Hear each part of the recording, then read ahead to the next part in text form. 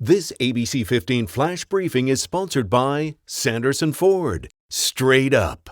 Hi there, I'm NOHELANI GRAF with your top stories from ABC15 Arizona. A story we want to focus on as you spend time outside on this holiday weekend. The heat doesn't have to be extreme to become deadly. Heat is the #1 weather-related killer in Arizona, and as of right now, 99 suspected heat-related deaths are already under investigation just in Maricopa County. An additional 16 deaths have been linked to the heat this year. 10 of those cases were found inside a home, and 5 of them didn't have working air conditioning. The victims ranged in age from 47 to 85 years old, and nearly all of the confirmed deaths involved people with underlying health conditions.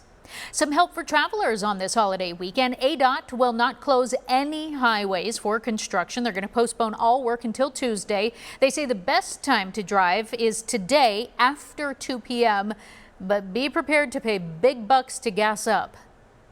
Gasoline prices are going to stubbornly stay above $3 and in probably the $3.10 and $3.20 range throughout the rest of the summer. But we also know people don't let that get in the way of going on a vacation.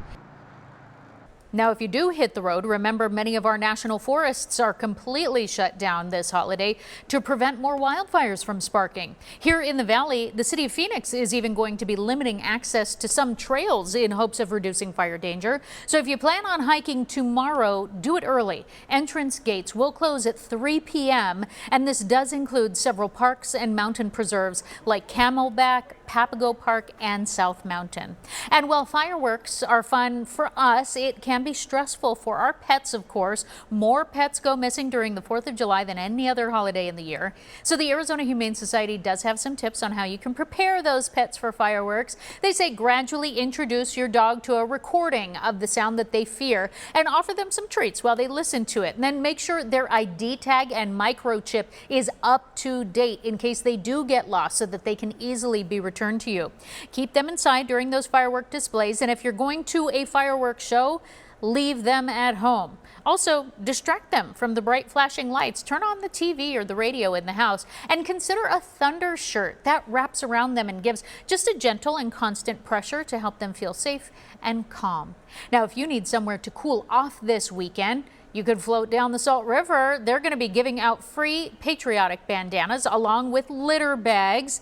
At the end of your floating adventure, you can trade in the bag of trash that you've collected for a coupon for $7 off your next tube rental. Also, if you're still trying to decide how you want to celebrate the 4th of July, we have a whole list of fireworks shows and other festivities that will happen around the valley this year. Just head to the Things to Do section of ABC15.com. It's also on our ABC15 app. A Valley artist is creating some amazing Suns memorabilia while also giving fans a little adventure along the way. This is so cool. Phoenix native Leslie Carrasco, a lifelong Suns fan, inspired to create one-of-a-kind custom Valley plaques in honor of the team's incredible run to the finals. Most of them are for sale, but some lucky diehard fans can actually snag one for free. She says each game day, fans can look on her company's Instagram account, Rufus Salvaged Goods, and they'll have clues on where she has hidden a sign along one of our state's famous hiking trails. So I'll go up behind it and take kind of videos as I go to kind of let people know where I'm going and headed. And we tell them what mountain. So they know the mountain, so they're not like scouring the valley. But something fun and to get you in the spirit. She says so far she has hidden 4 and all of them have been found. One fan even posting a selfie with their sign following a successful hunt. She has sold 50 of those plaques over the last few weeks and another 50 are already on back order. Getting you a check of that most accurate forecast for this holiday weekend. 104 is that high temperature for your Saturday and Sunday.